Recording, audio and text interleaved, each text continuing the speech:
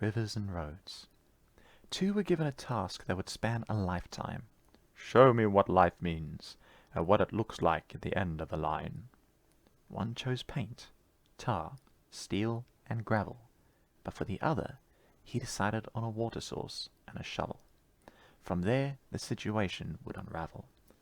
Both of them set to work, making their days of toil in the dry soil as their overarching deadline lurked. The man with tar and gravel melted the surface beneath his feet, gave no pity to the plants or seeds, only in his bid to outdo the other and succeed. Meanwhile, the man with the shovel spent days trying to get the blade to cut into the earth, and he could only look on at the progress of his rival made and how he had yet to carve out the earth. One day it rained, and the ground beneath him softened as his rival's trials became bothersome. He was at the stage where he could paint the road he just paved, but all his progress and his markings were all washed away. The other, now knee-deep in water, went crazy with motivation and eagerness to try again. His shovel acted like a bear's paw as he clawed his way through, making many falls and beds. The trees, the seeds, the animals that looked on and could only see a man on the verge of life and death, as there were places that drove the water up to surround and drown him, held fast by his neck.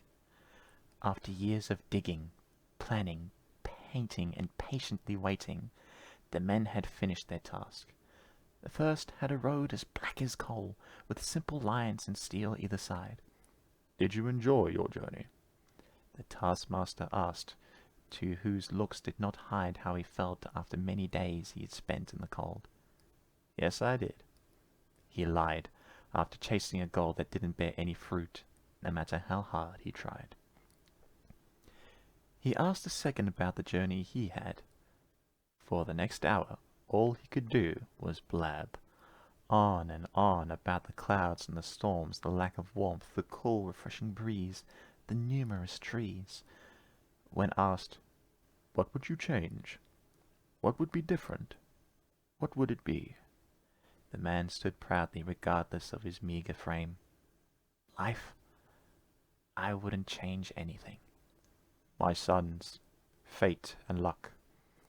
You have both demonstrated to me you have learnt much. The paths you made alone. This was the lesson that both of you have brought home. The road is straight and narrow. The river runs wild through its depths and shallows. The choices you made are the ones that make men's heads and hearts wallow. The road is the life your head planned for, and the river is the life your heart followed."